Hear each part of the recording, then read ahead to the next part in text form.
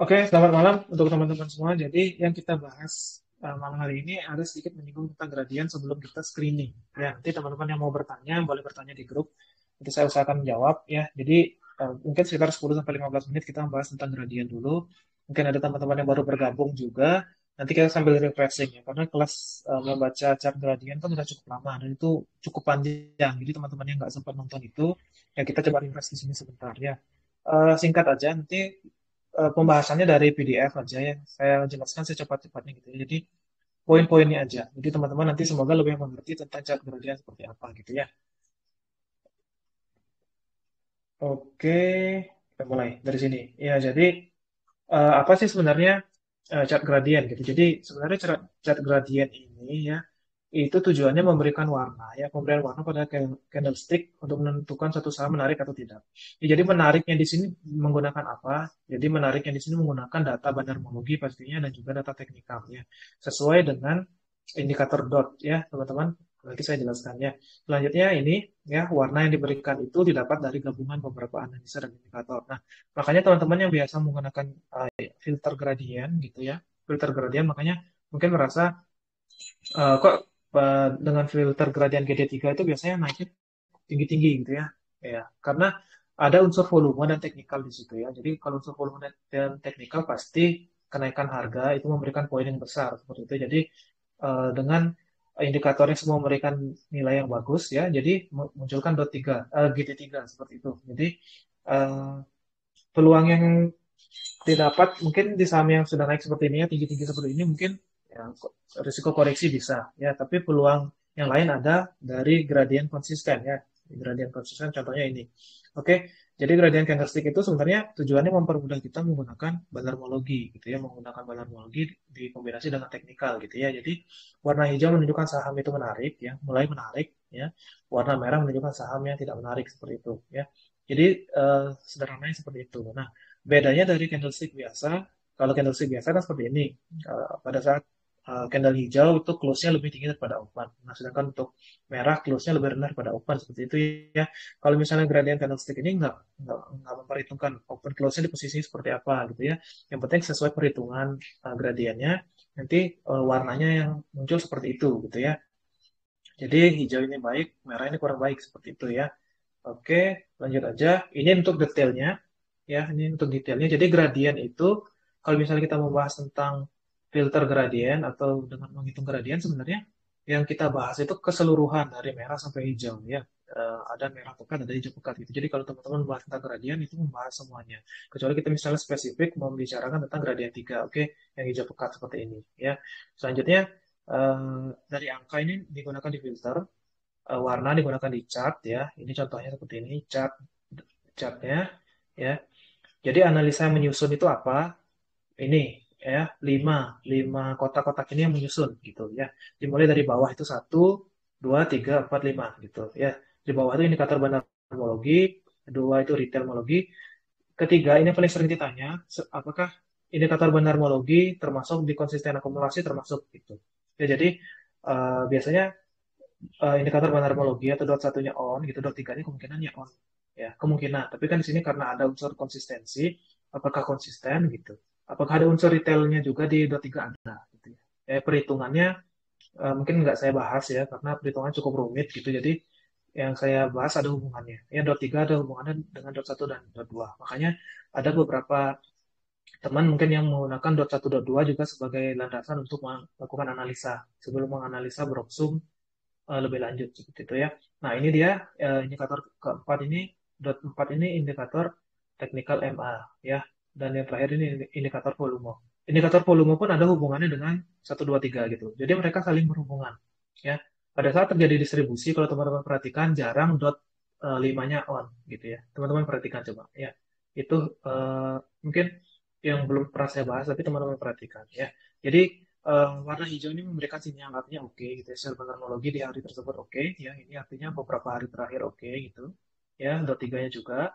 Ya volumenya walaupun ya volumenya juga oke ya, artinya besar walaupun EMA-nya mungkin nggak selalu naik gitu ya. Jadi mungkin EMA-nya ada sideways gitu ya. Kalau misalnya EMA-nya sideways, harga sideways kan indikator EMA-nya off gitu ya, bisa jadi nggak selalu harus hijau semuanya gitu ya. Jadi 1, 2, 3 hijau menurut saya udah cukup oke kita buat analisa lebih dalam gitu ya. Oke, selanjutnya lanjut aja kita bahas. Jadi simpulannya seperti ini ya. Jadi teman-teman setelah melihat candlestick dan melihat dot, jadi simpulannya teman-teman lihat seperti ini ya. 2 dan 3 itu artinya indikasinya baik ya. 1 itu cukup baik ya.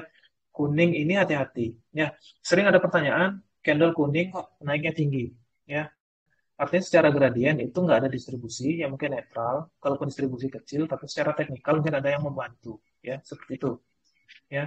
Seperti itu. Jadi kemungkinan kuning bisa ya. Tapi biasanya jarang terjadi yang hijau, yang merah pekat itu naik tinggi jarang ya, jarang walaupun eh, kenaikannya mungkin sehari 2 kali tapi nggak bisa naik itu maksudnya signifikan gitu ya. Kalau kuning masih bisa ya, artinya kalau misalnya teman-teman perhatikan candle kuning dengan teknikalnya membentuk apa ya, misalnya breakout resisten gitu ya, artinya kemungkinan masih bisa melaju gitu. Jadi nggak harus hijau yang naik tinggi atau kuning pun bisa seperti itu. Jadi karena banyak sekali faktor yang mendukung kenaikan, jadi teman-teman seperti itu. Jadi teman-teman bisa memperhatikan di sini, kalau kuning itu setidaknya kita diberikan indikasi hati-hati ya, secara banarmologi minimal gitu ya. Nanti teknikalnya kan teman-teman bisa nilai sendiri seperti apa gitu. Jadi biasanya kalau yang merah ini jarang ya, walaupun dia naik mungkin naiknya sebentar aja gitu ya, terutama yang GD3 ini jarang naiknya tinggi gitu ya. Oke, bagian-bagiannya ya kita bahas bagian-bagiannya. Ini flow ya, buat teman-teman yang baru bergabung, gradient flow ya. Ini gradient flow ini maksudnya ya, maksudnya ini adalah seperti aliran uang gitu ya. Jadi aliran uang ya, ada akumulasi distribusi, datanya diolah menjadi gradient flow ini gitu ya. Jadi gradient flow ini gitu ya. Lanjut aja, nanti ini teman-teman bisa baca di PDF-nya. Jadi saya jelaskan yang paling sering ditanya gitu. Jadi flow ini maksudnya apa ya? Jadi misalnya anggap ada investor besar yang mau masukkan uangnya mengakumulasi suatu saham, nanti terdeteksi dari flow ini gitu ya. Seperti itu. Kalau retail melakukan pembelian seperti apa gitu? Kalau retail melakukan pembelian biasanya nggak langsung besar-besaran seperti itu. Ya biasanya yang seperti ini melakukan pembelian pasti terkoordinasi. Ya biasanya entah itu hedge fund atau misalnya juga dana pensiun seperti itu bisa, atau misalnya memang investor asing yang berinvestasi di Indonesia, mereka pasti melakukan pembelian itu terkoordinasi, jadi nggak asal beli ya, beli sekarang nggak dijual langsung cuan beberapa tik cuan gitu, jadi memang terkoordinasi. Inilah yang uh, flow tujuannya gradient flow itu kita melihat akumulasi distribusi seperti itu ya. Oke, ini masih gradient flow ya. GD konsisten. Oke, kita lihat dulu. Hmm, ya, jadi eh, nah ini ya gradient flow. Fungsi yang paling penting adalah mengetahui apakah terjadi akumulasi, arah flow-nya naik gitu ya. Jadi arah flow naik. Jadi yang sering juga ditanya, misalnya arah garis ini ada di atas candle gitu ya. Jadi garisnya berada di atas candle itu nggak ada arti apapun ya, atau garisnya berada di bawah candle nggak ada arti apapun, karena ini ya, aksis Y-nya antara garis dan candle ini berbeda ya. Aksis Y candle kan harga ya, kalau aksis Y-nya ini penjumlahan, akumulasi, distribusi, jadi berbeda ya. Yang penting sekarang yang teman-teman perhatikan itu arahnya. Arahnya naik atau arahnya turun. Seperti misalnya arahnya naik artinya akumulasi, arahnya turun artinya distribusi. Seperti itu ya. Oke, selanjutnya dot indikator ya. Jadi tujuan utamanya ini kita tahu ya, tahu indikator yang mendukung kategori gradien satu saham gitu. Ya, jadi dot 1 dari bawah sampai dot 5 teman-teman perhatikan. Nah, misalnya seperti ini ya. Artinya dot 1 dot 2 itu memang mendukung ya. Ini contohnya dari saham Unilever ini. Nah, misalnya teman-teman mendapat yang di sini ya. Ada kondisi misalnya seperti ini. Secara teknikal dia baru menembus ini, anggaplah resistennya di sini ya. Resistennya ini ya. Resistennya di sini.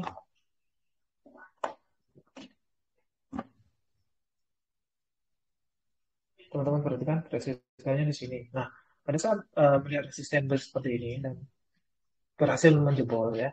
Ya teman-teman perhatikan sekarang arah flow-nya. Ternyata memang akumulasi, dan pada saat turun pun akumulasinya masih cukup kuat. Nanti teman-teman konfirmasi bisa dari broker summary ya, misalnya di sini, ini ya, kalau nggak salah di sini, ini datanya ini, karena ini kan data lama ya, datanya di sini. Nah, misalnya seperti ini peluang kita sebenarnya, ya.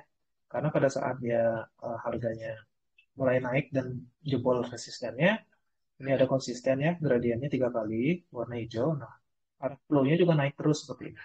Naiknya pun kencang ya, seperti ini. Jadi kita ada peluang di sini untuk mengikuti pergerakan harganya seperti itu. Nah, misalnya beda cerita dengan ini, arah flow-nya sudah mulai melandai ya, pergerakannya juga sudah mulai melandai seperti ini ya. Ya, kita bisa cenderung hati-hati di sini ya. Tapi memang dari kenyataannya pun ternyata turun ya. UNPR ini kalau nggak salah turun setelah ini harganya turun gitu. Ya, jadi kalau flow-nya sedang naik kencang seperti ini ya, candle-nya juga konsisten ya, ada peluang di situ. Seperti itu ya. Ya. Oke, itu untuk dot indikator. Jadi yang diperhatikan 1 sampai 5 gitu. Nggak harus on semua gitu ya. Selanjutnya ini partisipasi asing. Jadi tujuannya partisipasi asing kita cukup untuk melihat ini sebenarnya. Ya, berapa persen sih asing trading di saham ini gitu. Jadi kalau misalnya kita melihat partisipasi yang besar, jadi kita harus ada pikiran ya, harus kita berpikir kemungkinan asing yang menggerakkan saham ini gitu ya. Jadi ke pikiran kita ke arah sana gitu. Ya, itu tujuannya. Setelah itu net GD, korelasi GD, ini juga cukup sering ditanya. Nah, net GD itu apa? Jadi net GD ini tergantung dari algoritma GD-nya. Ya. Algoritma GD ini nanti teman-teman perhatikan di chartnya. Ya. Teman-teman perhatikan di chartnya, teman-teman perhatikan. Nah, ini dia. Ada gradient flow yang ini. Jadi, teman-teman perhatikan misalnya yang gradient flow-nya FF saja, artinya data yang digunakan itu sama dengan Fnet. Ya. Sama dengan teman-teman ngeceknya chart FF gitu. Misalnya gradient flow-nya MM ya sama dengan Mnet ya. Mnet sama dengan teman-teman itu flow-nya sama dengan MM. Nah, chart GD ini dia bisa menentukan otomatis gitu. Jadi teman-teman nggak usah pusing misalnya aku mau pakai chart apa ya untuk analisa chart MM atau FF gitu. Jadi dia otomatis menentukan yang mana flow yang paling berpengaruh, yang korelasi paling kuat terhadap perubahan harganya gitu. Jadi kalau teman-teman memperhatikan sini ada MM dan FF gitu, jadi teman-teman nggak pusing. Ya udah aku pakai GD aja, nanti kan otomatis dipilih yang mana yang harus aku ikuti gitu ya. Jadi ada perhitungan statistik sederhana untuk menentukan itu ya. Dengan korelasi yang sederhana sekali, korelasi dan signifikansi gitu. Jadi eh, pada data ini kita nggak pusing lagi milihnya kan. Jadi kadang yang susah itu kita memilih, misalnya kita mengikuti asing ya, asingnya beli terus di saham ini gitu. Ternyata asingnya cuma partisipasinya cuma 5%. Gitu. Gimana cara goreng harganya, sedangkan partisipasinya kecil gitu ya, kepemilikannya pun kecil gitu. Jadi eh, yang kayak gitu bisa dihindari. Ya, jadi kita nggak salah mengikuti. Karena saya beberapa kali sering lihat di forum, oh, asing beli di saham ini terus konsisten gitu. Ternyata memang nggak ada pengaruhnya di situ gitu ya. Jadi kita bisa menghindari hal seperti itu. Kita nggak salah mengikuti. Gitu, ya, jadi MM dan FF contohnya di sini hanya ada di chart GT. Ini kombinasi MM dan FF gitu ya. Ini kombinasi flow-nya dihitung lagi oleh botnya gitu ya. Ini untuk partisipasi ya. Sorry, ini untuk net GD dan korelasi ya. Jadi korelasi itu apa maksudnya? Nah, korelasi ini maksudnya misalnya seperti ini ya. Ini flow ya teman-teman perhatikan. Saya buat garis biru ya, garis biru ini flow. Anggaplah flow-nya seperti ini ya. Ini harga sahamnya garis agak merah ya. Jadi harga saham misalnya mengikuti ya, mengikuti seperti ini ya. Walaupun nggak selalu ya, misalnya pada saat ini turun ini naik gitu ya. Setelah itu naik dulu, nanti turun lagi gitu ya, misalnya ya. Diturun di sini nanti mengikuti naik, walaupun gitu ya. Contoh seperti itu.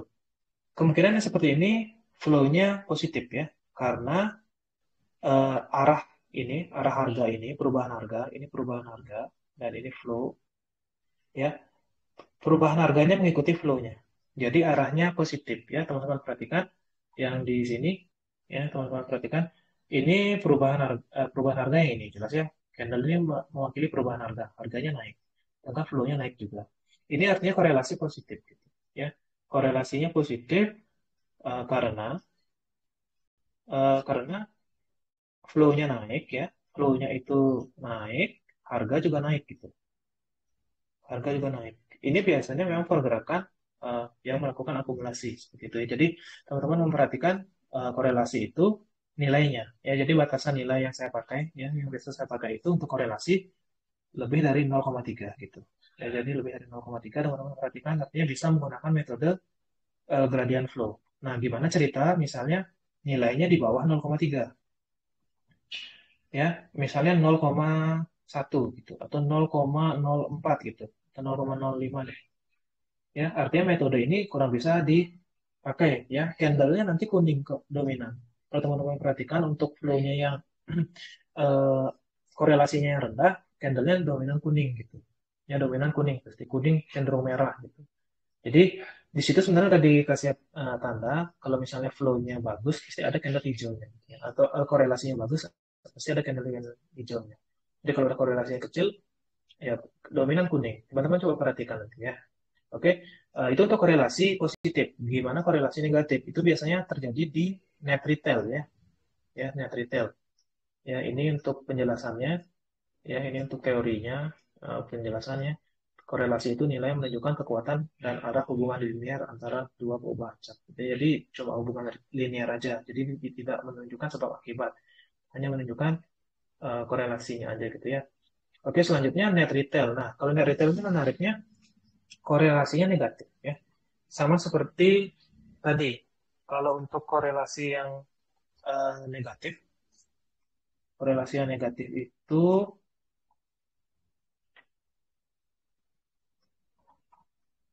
ya ini contohnya ya dari MIDI ya. Korelasinya negatif untuk GD pasti cenderung kuning ya. Kalau teman-teman melihat sahamnya seperti ini ya pakai teknikal aja. Ya pakai teknikal aja. Jadi metode ini kurang bagus dipakai gitu ya. Seperti itu.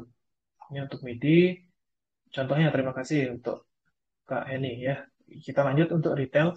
Ya kalau korelasi retail ini minus. Maksudnya gimana? Misalnya gini, ya harga ini flow-nya turun gitu ya. Flow-nya turun, turun gitu. Ya, sedangkan harganya yang terjadi gimana? Harga cenderung naik gitu. Ya, harga cenderung naik. Itu artinya apa? Ya, pada saat retail melakukan penjualan, ya, harga cenderung naik. Ya, dan itulah kenyataan di market bahwa pada saat mayoritas retail melakukan penjualan, harga cenderung naik. Nah, makanya teman-teman mungkin sering dengar kayak gini ya, setelah cut loss harga terbang. Gitu ya. Setelah jual kok malah tambah naik. Gitu. Berharap turun ternyata malah tambah naik. Itu biasanya seperti itu.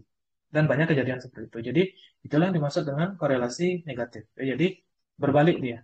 Eh, flow-nya ini turun ya, retailnya jualan malah harganya naik. Itu maksudnya korelasi negatif. Gitu. Korelasi negatif. Nah, untuk patokan nilainya juga sama, cuma dibalik ya. Kalau untuk tadi GD itu kan dia lebih dari 0,3 gitu. Jadi kalau untuk retail itu lebih kecil dari minus 0,3 gitu. Jadi arahnya ke minus ya. Jadi misalnya kayak seperti ini nilai 0, ya ini 0,3, ya ini minus 0,3. Jadi ini area abu-abu lah ya. Kita bilang area abu-abu. Jadi nggak berlaku gitu analisanya ini.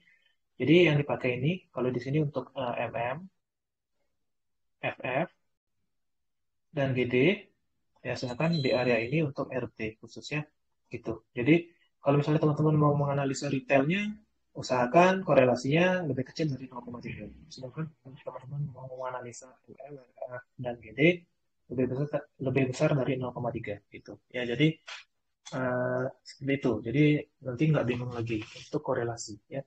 Jadi korelasi itu apa? Korelasi itu ini ya hubungan antara flow arah aliran uang sama pergerakan harga. Jadi anggap aja arah aliran uangnya retail gitu. Kalau retailnya keluar gitu kan, jualan, artinya harga kemungkinan naik gitu ya. Seperti itu. Oke, lanjut. Eh ya ini teorinya seperti ini ya bagian-bagiannya apa namanya pembagiannya. Ini contohnya korelasi positif dan korelasi negatif. Ya ini negatif korelasi maksudnya semakin turun ya semakin turun ini semakin tinggi gitu ya maksudnya harga semakin tinggi nah ini semakin kecil gitu korelasi positif harga semakin naik volume juga naik gitu ya itu mungkin saya jelaskan ya nah ini contohnya untuk korelasi positif dan korelasi negatif ya contohnya ini tadi arah flow-nya naik ya harga juga naik gitu Sedangkan ini dari chart RT-nya, UNPR, harganya turun, harganya flow-nya turun, harganya naik gitu. Ya, teman-teman nanti bisa konfirmasi juga di data KSEI ya, kepemilikan tiap bulan. Gitu. Biasanya kan ada kepemilikan retail berkurang berapa. Gitu. Cuma datanya terlalu delay, jadi menurut saya kurang pas untuk analisa untuk kita trading gitu ya. Selanjutnya ini market maker versus investor retail. Jadi seperti ini. Nah, tipsnya lagi biasanya kalau teman-teman perhatikan pergerakannya biasanya hampir cenderung bersamaan ya pada saat dia turun gitu ya. Mereka berimpact bersamaan gitu. Nah, pada saat terjadi korelasinya, pada saat terjadi akumulasi, pada saat distribusi gitu ya, dan harga mengikuti flow masing-masing eh, analisa gitu, misalnya mengikuti gradient flow, harga mengikuti gradient flow artinya apa? Artinya korelasi kan semakin kuat ya. Misalnya pada saat melakukan pada saat terjadi akumulasi ya, ini terjadi akumulasi, harga naik, akumulasi juga semakin besar gitu, artinya korelasinya meningkat ya. Begitu juga dengan retail, retail melakukan penjualan, eh, harga naik, artinya korelasinya apa? Korelasinya semakin negatif gitu. Biasanya seperti ini, teman-teman perhatikan di saham-saham yang seperti itu ya, entah itu distribusi, baru awal fase distribusi atau baru awal fase akumulasi, ini cenderung dia memisah gitu ya. Jadi terpisah gitu. Dari awalnya berhimpit tiba-tiba langsung terpisah melebar gitu. Fase awal pada saat fase awal akumulasi cukup bagus ya. Misalnya teman-teman melihat kondisi seperti ini pada saat distribusi lebih baik menghindar. Itu ya. Jadi semakin kuat korelasinya biasanya semakin niat akumulasi, semakin niat distribusi begitu. Ya. Akumulasi yang bisa terjadi semakin besar, distribusi juga bisa terjadi semakin besar. Ya, pada saat sudah mulai stabil gitu ya, pada saat sudah mulai stabil nanti flat aja udah gini, flat terus gini ya. Mereka flatnya bersamaan biasanya, biasanya bersamaan karena memang eh, kita melihat di sini histogramnya juga hampir selalu ini ya teman-teman perhatikan hampir selalu bersamaan pada saat ini akumulasinya besar, retailnya juga melakukan pembelian yang sama besar gitu ya. Pada saat terjadi distribusi ya, sini juga ada distribusi walaupun tidak selalu seperti itu ya. Misalnya di sini ada distribusi, ternyata di sini akumulasi gitu. Jadi nggak selalu, nggak 100% sama, tapi ini mewakili. Nah, pada saat terjadi markdown ya, markdown atau markup biasanya korelasi ini dia cenderung turun gitu ya. Jadi dari awalnya memisah gini ya, tiba-tiba saat terjadi markup dia mulai turun lagi atau terjadi markdown mulai turun lagi. Kenapa bisa seperti itu? Ya teman-teman perhatikan misalnya ya, saya buat ini flow-nya pakai warna biru lagi ya. Ini misalnya flow-nya sudah harga ya, flow sudah flat gini ya. Sedangkan harga awalnya kan mengikuti ya. Harga awalnya mengikuti seperti ini ya. Pada saat harga naik ya, sedangkan flow-nya tetap tetap seperti ini flat cenderung turun. Nah, pada saat fase ini biasanya korelasinya ini dia mulai menukik turun, seperti ini. Tergantung sekarang arah harganya. Misalnya arah harganya naik pada saat flow-nya ya, menukik turun istilahnya menukik turun dari korelasi GD, sedangkan dari retail menukik naik seperti ini. Mereka mulai berhimpit lagi gitu. Artinya kemungkinan ada markup atau markdown tergantung dari harganya. Ya, misalnya harganya naik, markup kemungkinan. Ya, pada saat harganya turun, artinya markdown gitu. Ya, nanti teman-teman perhatikan, pasti sering ketemu seperti ini, cuma belum sempat saya jelaskan gitu. Ya, nanti pada saat fase markupnya sudah selesai gitu ya, misalnya fase markup sudah selesai, lanjut ke fase distribusi, ya, lanjut ke fase distribusi, ini flat dulu. Sekarang fase markup selesai, lanjut fase distribusi, dia bakal naik lagi seperti ini. Karena pada saat, nah ini ya, contohnya, ini sudah selesai fase markupnya di sini ya, fase markup selesai. Pada saat fase distribusi, ya ini semakin turun, ini harga sahamnya juga mengikuti turun. Ini artinya apa? Korelasi meningkat lagi, terbukalah lagi ini, gitu. Ini terbuka lagi seperti ini, ya, terbuka lagi seperti ini. Kalau misalnya teman-teman perhatikan seperti ini, udah hindari aja, gitu. Ya, awal kenaikan ini, awal mereka berpisah semakin menjauh, gitu. Artinya awal korelasinya semakin kuat. Awal korelasi semakin kuat itu artinya apa? Entah itu terjadi akumulasinya semakin besar atau terjadi distribusinya semakin besar, diikuti juga dengan perubahan harga ya, pada saat akumulasi harga naik, pada saat distribusi harga turun seperti itu ya. Karena ini cukup membantu juga ya, nilai korelasi ini untuk menentukan akumulasi, ya, markup atau markdown, akumulasi distribusi atau markup atau markdown gitu ya. Nanti teman-teman bisa ulang lagi rekamannya ini, semoga semakin mengerti gitu ya korelasi ini. Dan ini memang yang saya amati seperti ini ya, yang saya amati seperti ini. Oke, kita lanjut selanjutnya ke ini market maker versus investor retail. Ya, jadi contohnya ini, jadi teman-teman ya, di akhir bulan misalnya mau uh, memperhatikan yang melihat data kepemilikan akhir bulan biasanya ada perubahan gitu misalnya ya, gradient flow-nya MM dan FF ya. Di sini kita lihat di awal bulan ternyata memang asing melakukan pembelian ya, menambah kepemilikan 1,5%. Jadi gradient flow ini selain statistik diuji juga ya, ada hubungannya sedikit, ada hubungan terhadap harga juga. Nanti kita lihat di akhir bulan ternyata memang asing menambah kepemilikannya di sini ya. Setidaknya mewakili ya. Jadi nggak istilahnya ini datanya dapat dari mana sih? Datanya bisa dipercaya nggak gitu. Setidaknya kita ada data yang eh, guide kita lah setiap hari transaksi ya, walaupun data konfirmasinya kan di akhir bulan gitu ya. Contohnya ini dari asing ya. Sedangkan data asing kan memang terlihat ya, istilahnya eh, tipe investor domestik atau foreign itu kan memang dibagi ya, kita bisa lihat per akhir bulan. Nah, pertanyaan yang paling sering ditanya juga retailnya gimana? Perhitungan retail itu seperti apa? Gitu. Ya, kita lihat di sini ya peta kepemilikan eh, UNVR ya untuk retail ternyata berkurang juga. Ya, teman-teman perhatikan di sini. Ya, setidaknya kita ada data yang bisa kita analisa tiap hari gitu. Ya, walaupun data untuk yang mendukung data pastinya kita lihatnya akhir bulan ya. Di sini ternyata memang investor lokal individual ini biasanya mewakili retail, mayoritas retail ya. Mayoritas investor seperti kita yang di ID-nya itu kodenya ID gitu ya. Nah itu eh, mewakili gitu. Jadi setelah kita cek di awal bulan Juli atau lalu gitu, ternyata retailnya memang berkurang kepemilikannya. Diwakili juga dengan arah ini, gitu ya, arah flow-nya gitu. Jadi memang perhitungannya dari broker yang sering digunakan retail gitu ya untuk analisa chart RT ini, cuma cuma ada perhitungannya lagi gitu. Jadi nggak mentang-mentang baru YP aja yang beli gitu. Kita anggap semuanya retail, nggak ada perhitungannya lagi gitu. Jadi kita nggak bisa menganggap semua YP itu adalah retail, kita nggak bisa menganggap semua DH itu retail, kita nggak bisa menganggap semua XC itu retail. Pasti ada yang disusupi oleh eh, dengan ID yang berbeda ya, ID ini yang berbeda. Mungkin disusupi dengan ID asuransi gitu bisa, reksadana, dana pensiun, perusahaan gitu bisa. Ya, jadi nggak semua. Jadi itulah sebenarnya kalau teman-teman yang biasa menggunakan filter retailmologi, nggak usah pakai semua broker gitu. Nggak usah pakai semua broker, maksudnya apa? Nggak usah pakai NS5 gitu, IYP, PD, CCC ini nggak usah. Gitu. Karena apa? Tujuan kita sebenarnya bukan mencari brokernya gitu. Tujuan kita bukan mencari brokernya, tapi kecenderungan broker itu melakukan apa gitu.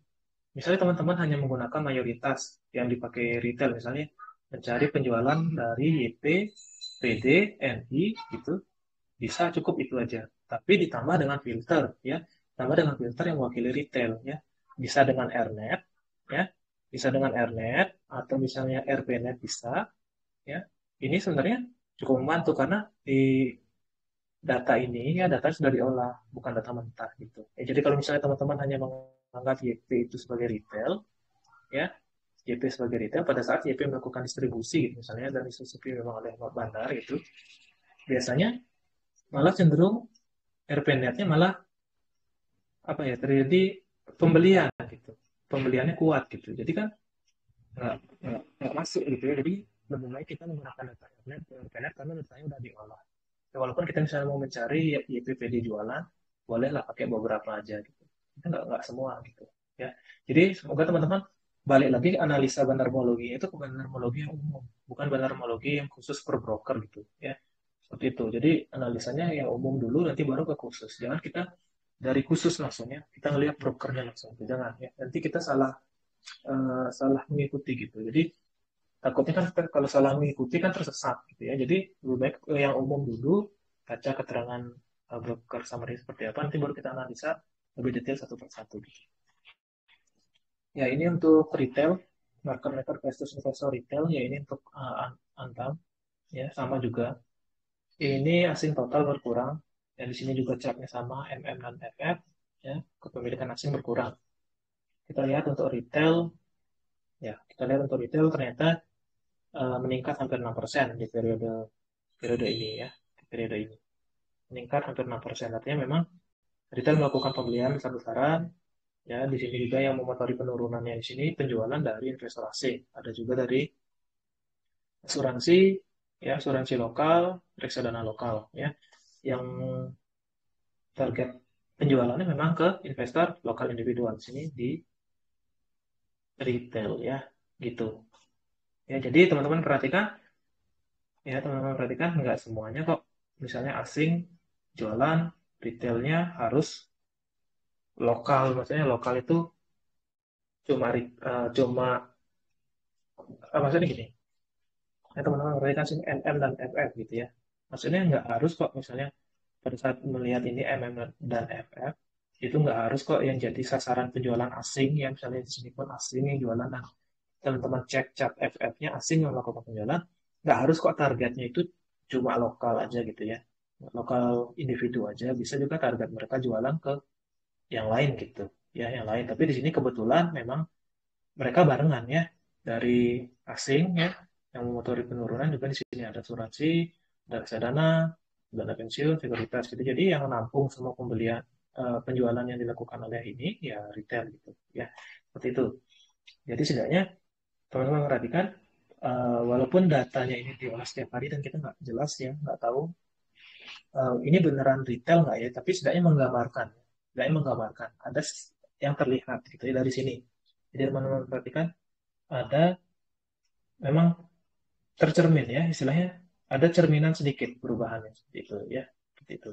Oke, sekarang kita lanjut deh buat analisa sama tanya jawab aja langsung. Sekian aja untuk tentang penjelasan gradien. Jadi, ini yang paling sering ditanyakan, mungkin setahun terakhir mungkin yang paling sering ditanyakan saya jelaskan di sini. Ya, ini nanti saya share videonya, teman-teman bisa tonton ulang. Ya, sekian dulu untuk penjelasannya ini. Nanti kita lanjut ke tanya jawab. Ya,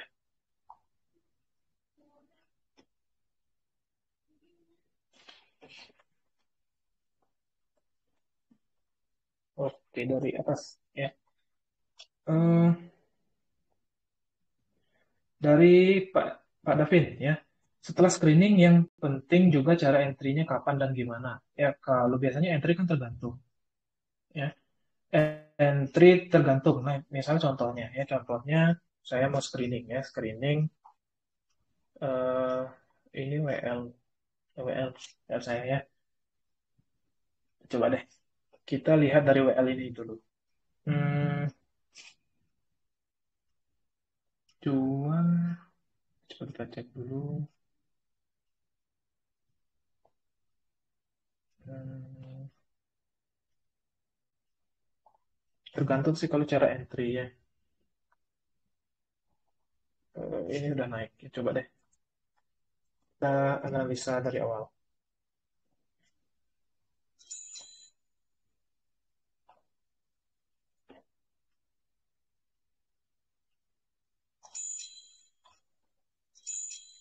Ini saya ambil dari gradient uptrend, ya gradient uptrend. Nah ini contohnya seperti ini dari Pak Davin ya. Jadi eh, cara entry pertama yang saya share juga kan sempat cara analisa ya. Jadi analisa yang pertama saya lakukan lihat dulu chartnya seperti apa ya. Nah, setelah itu lihat support resisten. Nah misalnya seperti ini, menurut saya ini kurang kurang menarik ya. Menurut saya ya pribadi. Tergantung nanti teman-teman eh, melihatnya seperti apa. Nah misalnya ada saham seperti ini ya, saya cek dulu. Nah, ini berada pas dia di resistennya dia ya, resistennya di height sebelumnya ya. Nah, itu juga ada supportnya ya. Supportnya ini saya simpel aja dilihat di Vibo 23 gitu ya. Vibo di sini ya. Jadi di saat dia sering sideways ini ya, pada saat dia sideways. Nah, sekarang baru saya analisa biasanya lihat broker summary-nya. Broker summary-nya analisa dari sini ya, awal kenaikan di sini bisa ya. Teman-teman juga perhatikan dot satunya on terus ya, artinya memang akumulasi cukup konsisten. Ini konsistennya berapa hari ya, sekitar 7 hari ya. Kita cek aja dulu BR 7 gitu. Jadi misalnya teman-teman perhatikan di sini mau menganalisa dari broker summary yang pas itu berapa hari sih gitu. Bisa dari awal dot satu on atau dari awal dot tiga on gitu ya. Dot tiga on konsisten. Ya seperti ini misalnya BR7 atau BR6. Ya saya gunakan BR7 aja kita cek broker summary-nya ya.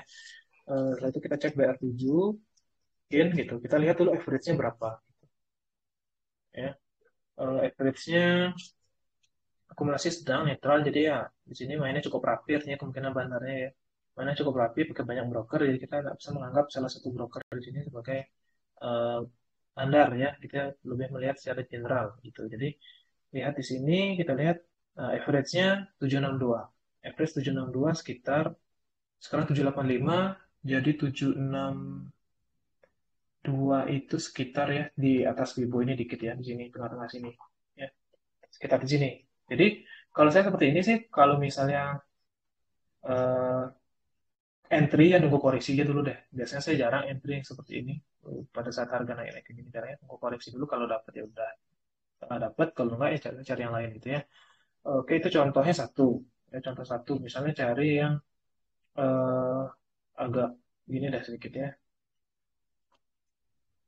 yang agak luringan. Hmm, MPNet 5 XL ya. Setelah itu cari yang price di bawah 200 aja deh. Di bawah 400.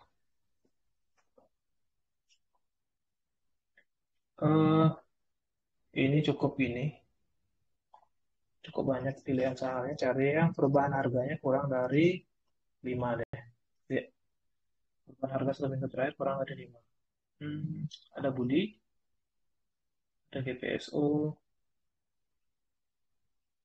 ada Doit ya Doit Doit juga udah naik ya GPSO deh kita cek dulu oh ini yang volumenya lucu ya cari yang lain deh volumenya nggak bagus Eh Budi oke contohnya gini jadi pada saat menentukan titik entry ya kalau saya seperti ini ya pertama pasti cari average-nya dulu gitu average-nya dulu saya cari misalnya ini kita lihat PR5 deh PR5 aja walaupun nggak konsisten ya dot satu dot tiga nya nggak konsisten tapi ini perhitungan memang secara broker summary aja broker summary yang manual yang datanya nggak ada korelasi gitu jadi kita lihat sini akumulasi kuat penjualan kuat ya nah average-nya di 236 236. Setelah itu kita lihat di sini support Fibonacci-nya yang di bawah yang hijau ya. Yang hijau ini kan hijau warnanya. Kita lihat sini tinggal lihat warna hijau aja di 232. Jadi entry-nya di sekitar sini ya. Entry sekitar sini mungkin di 232 sampai 236 yang mendekati average-nya lagi seperti itu. Jadi targetnya di mana? Kalau saya yang seperti ini karena akumulasinya nggak terlalu besar juga ya. Akumulasi nggak terlalu besar cuma berapa ini ya? Di jumlah mungkin sekitar ya 500 jutaan gitu ya targetnya di sini aja udah bagus dua berapa nih ya di Vivo 0 ya 250 seperti itu ya jadi pada saat dia udah sampai 250 ya udah jual aja gitu ya biasanya seperti itu ya menentukan eh, entry karena saya kan jarang juga entry-nya itu langsung sekali banyak ya all in itu jarang biasanya saya buat membagi memangnya membagi porsinya nah contohnya ini teman-teman yang mungkin yang jarang ngecek trading plan dan money management nanti bisa cek di sini ya. Sekalian saya jelaskan juga ya apa sih maksudnya di sini gitu. Nah, di sini di Budi dibuatkan trading plan seperti ini ya. Area beli 232 sampai 234 ya itu sekitar satu tick bedanya ya. Setelah itu TP-nya di 242 ya dikasih TP area TP ini didapat dari area di mana dia sering mantul ya, sering mantul ke bawahnya resisten lah anggapnya gitu ya, resisten gitu. Jadi eh, di area 242 disarankan sini. Sedangkan area SL-nya di mana dia sering mantul di area bawah itu support lah bilangnya. Jadi di sini reward rasionya 0,6. Artinya teman-teman dengan risikonya itu satu ya rewardnya 0,6 gitu. Itu maksudnya. Jadi di sini TP-nya 3% ya targetnya sedangkan SL-nya itu bisa sampai 6% ya dengan ini ya sampai di garis ini sampai di garis ini gitu. Jadi di sini menggunakan support resisten yang horizontal gitu ya. Sekalian saya jelaskan tentang TPMM gitu ya. Jadi saya mengikuti ini biasanya mengikuti ini untuk trading plan manajemen walaupun nggak selalu ya. Jadi contohnya begini Jadi saya belinya nggak langsung, misalnya punya ada saya uang 100 juta gitu, nggak langsung 100 juta saya masuk di sini gitu. Jadi saya bagi porsinya, ya. Jadi dari money manajemennya, dari total modal 100 juta, ya, maksimal loss per trading itu saya buat 500.000 gitu ya. Jadi 0,5% per trading gitu. Jadi misalnya per tradingnya loss 500.000, berapa lot yang harus saya beli di harga sekian gitu, ya. Jadi lot yang dibeli itu disarankan maksimal 357 gitu, ya. Jadi pada saat kita kena stop loss di area 220, maksimal kita lossnya 500.000. Seperti itu. Ya, jadi sekitar berapa persen nih? Sekitar 8%. Kita maksimal belinya itu 8% dari portfolio kita gitu. Ya, dari uang kita kita maksimal beli 8%. Seperti itu. Ya, nanti teman-teman bisa ubah ini, perintahnya bisa teman-teman cek di penjelasan di sini, ya. Bisa cek di sini, ubah modal trading sesuai modal teman-teman gitu ya. Poin risikonya teman-teman ubah juga bisa. Nanti teman-teman cek chart ini, teman-teman nanti diberikan saran berapa sih maksimal lot yang harus dibeli gitu. Ya, seperti itu. Ya, berapa maksimal lot. Jadi biasanya kalau teman-teman mengikuti ini, maksimal lossnya di sini ditambah fee broker gitu biasanya. Jadi kalau misalnya teman-teman all in, ya teman-teman all in gitu, anggaplah all in 100 ya, 100 gitu. Jadi pada saat loss ini kan udah 6 juta loss ini. Ya 6 juta loss. Nah pada saat kita masih ada dana cadangan, itu biasanya kita mungkin kalau teman-teman merasa masih bagus, kita bisa average di bawah sini, average down di bawah sini gitu. Misalnya terjadi markdown di sini, kita average down pada saat average down, loss kita baru sekian. Ya, seperti itu. Loss kita baru sekian. Jadi biasanya sih memang jarang saya terlalu memusingkan entry. Ya udah beli beli aja kalau memang oke saya beli gitu. Karena memang jarang sekali belinya itu banyak gitu ya. Jadi porsi dibagi 10% gitu ya.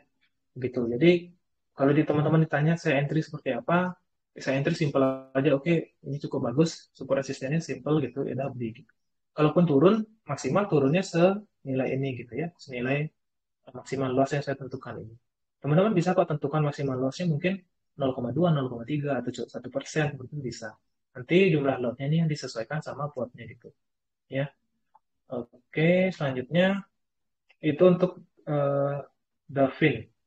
Ya, sekalian minta titik TP. Titik TP, kalau dari bot itu bisa ya. Tadi trading plan, money management ini ada eh, area resisten. Jadi area resisten ini yang paling sering dia mantul gitu. Jadi bisa dipakai titik TP gitu. Oke, selanjutnya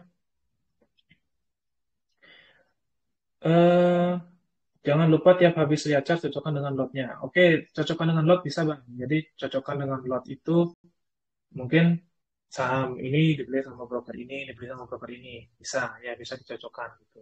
Ya, eh tolong tolong mimin bu, suruh buka suara, suruh buka suara. Oke, lanjut aja. Dari Kak ini chart yang tadi ya MIDI. Yang kayak gini baiknya dihindari, udah merah, kuning aja, malah candle hijau setelah naik tinggi. Ya, yang kayak gini bukan untuk dihindari. Jadi yang bisa itu kita rubah eh, metode trading kita. Nah, misalnya menggunakan banarmologi, pada saat teman-teman perhatikan ini, ternyata memang korelasi GD kurang bagus ya, korelasi GD. Kalau teman-teman pakai chart ini, ya pakai ini, ya flow-nya ini memang nggak nanti malah kita takut beli gitu ya. Jadi teman-teman ya lebih baik seperti ini gunakan teknikal aja gitu ya. Jadi di sini sudah ya perhatikan sini korelasinya udah negatif ya, untuk intinya returnnya juga positif, itu kan artinya nggak bagus ya. Pakai teknikal aja gitu ya, volumenya juga mendukung, ya pakai teknikal mungkin lebih lebih cocok gitu. Jadi lihat sini juga ya bergerak di range di sini Fibo 50 sampai Fibo 78. Jadi teman-teman bisa memanfaatkan di sini volatilitas di sini gitu. Ya, jadi nggak harus dihindari. Kalau metode GD oke dihindari dengan perhitungan metode GD ini dihindari. Tapi kan nggak membuat teman-teman istilahnya aku nggak trading deh baru melihat GD-nya seperti ini. Jadi kan ini hanya perhitungan GD gitu. Kalau teman-teman melihat secara teknikal, candle-nya biasa kok gitu. Ya teman, misalnya teman-teman perhatikan TA MIDI gitu biasa kok candle. Ya hijau merah gitu. Ya cuma secara gradien oke kurang pas gitu. Ya seperti itu. Jadi ya seperti itu. Ya ini untuk yang kuning-kuning seperti itu. Ya. Pertanyaan dari Kak Dansa. Pertanyaan tentang korelasi partisipasi net foreign itu harian atau mingguan atau total keseluruhan. Untuk korelasi, ya korelasi itu misalnya FF ya FFBBRI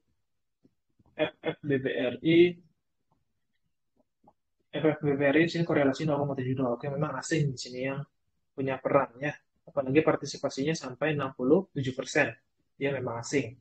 Dari peta kepemilikan juga saham scriptless yang beredar itu mayoritas dipegang sama asing ya.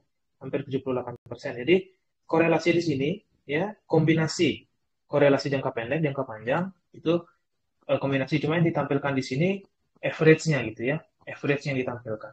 Kenapa seperti itu? Karena istilahnya kita eh, mencari nilai rata-rata aja gitu ya. Nilai rata-ratanya seperti apa gitu. Ya misalnya menggunakan korelasi yang terlalu pendek 1 minggu biasanya hasil kurang bagus ya. Sedangkan dari statistik sederhana itu perhitungan minimal yang menggunakan data 30 hari. Jadi saya menggunakan data minimal 30 hari. Seperti itu. Ya, jadi sekitar 1,5 bulan untuk mencari data korelasi ini. Nah, untuk saham-saham yang baru IPO gitu, yang kurang dari 30 candlenya kalau teman-teman perhatikan biasanya nggak ada dia. Nggak ada nilai korelasinya. Begitu ya. Jadi teman-teman mungkin bisa perhatikan itu. Gitu ya. Jadi datanya minimal 30 hari. Tapi saya nggak bisa bilang jelas detailnya berapa. Gitu. Jadi yang jelas ini eh, rata-rata, nilai rata-rata. Ya.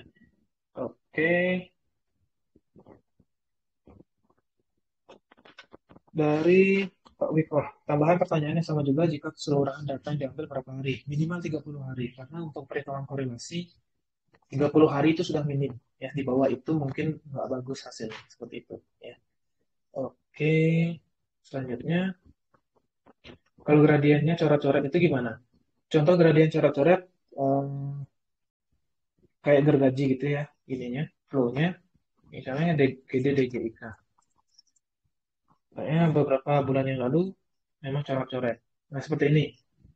Kalau yang seperti ini memang kecenderungannya, ya kalau saya lihat biasanya memang kurang bagus. Ya, teman-teman perhatikan di sini, ya terjadi akumulasi, distribusi, sini terjadi distribusi, besoknya akumulasi, ya distribusi, akumulasi. Polanya gitu terus ya. Biasanya seperti ini memang ada sesuatu, ya istilahnya nggak natural gitu, nggak natural. Korelasi juga pasti mengikuti gitu ya. Korelasinya kalau yang seperti ini nggak natural, ya kelihatan banget nggak natural seperti ini ya. Istilahnya kayak dibuat-buat gitu, korelasinya pasti negatif gitu. Kecuali misalnya pada saat harga turun dia melakukan distribusi, pada saat harga naik melakukan akumulasi, begitu terus, nanti korelasinya bisa mengikuti bagus.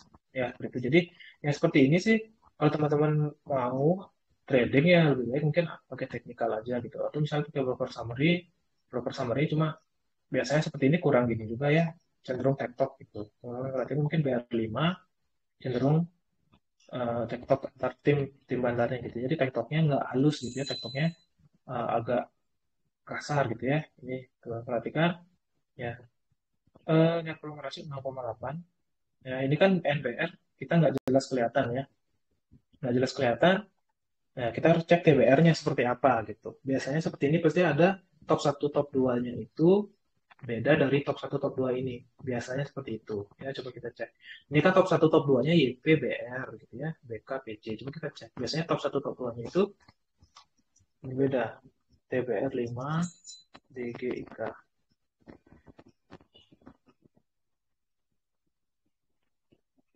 Ya, CP, CP, BR, PC, PC, SH, SHMG.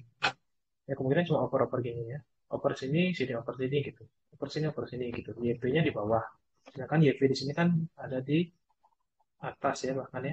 Gitu. Ya, seperti ini. Jadi teman-teman konfirmasi lagi dari chart CB bisa. Misalnya kita lihat CB yang eh, A1 ya, yang cukup panjang. Misalnya teman-teman perhatikan PC sama BR dulu. Ya. Nah, PC sama BR. Atau misalnya kurang jelas nih, karena kita tadi menganalisa yang daily, kita cek daily aja. Boleh. Cek daily, nanti kita tahu. Nah, misalnya BR, PC. Ya, seperti ini. Memang perhatikan ya. Aktif sekali dia transaksi di sini. C ya ini dari BC, yang ini dari BR gitu. Tapi pada saat di sini, pada saat terjadi ini, ya kita lihat chart GD-nya lagi.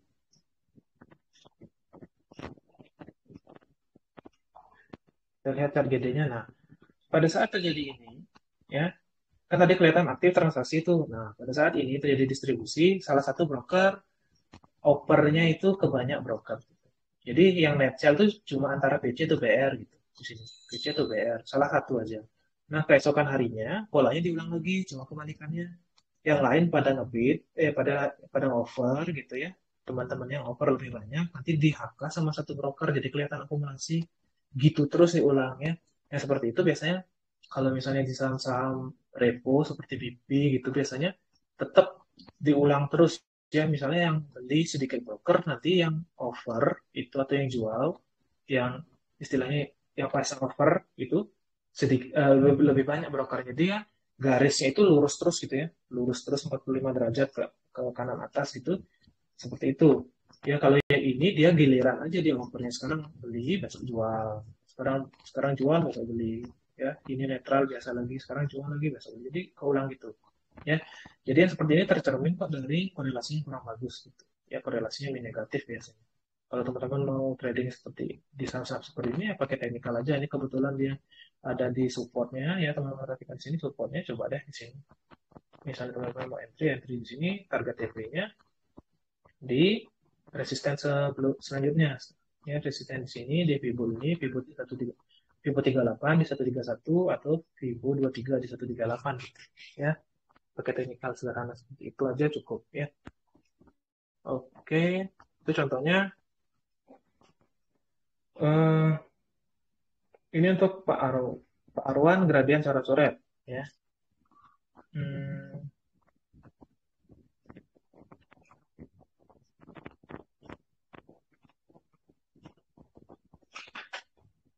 tadi Budi BR5. BR5.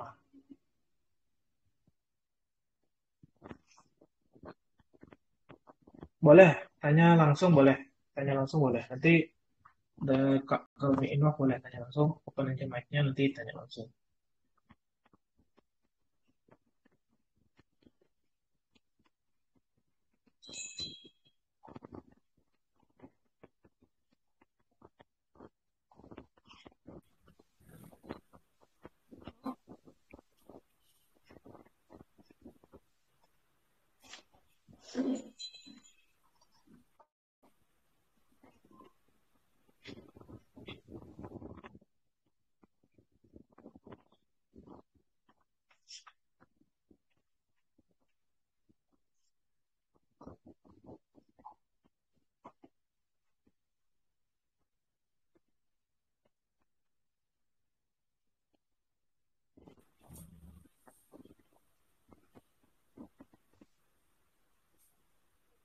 Dok, Ya, dari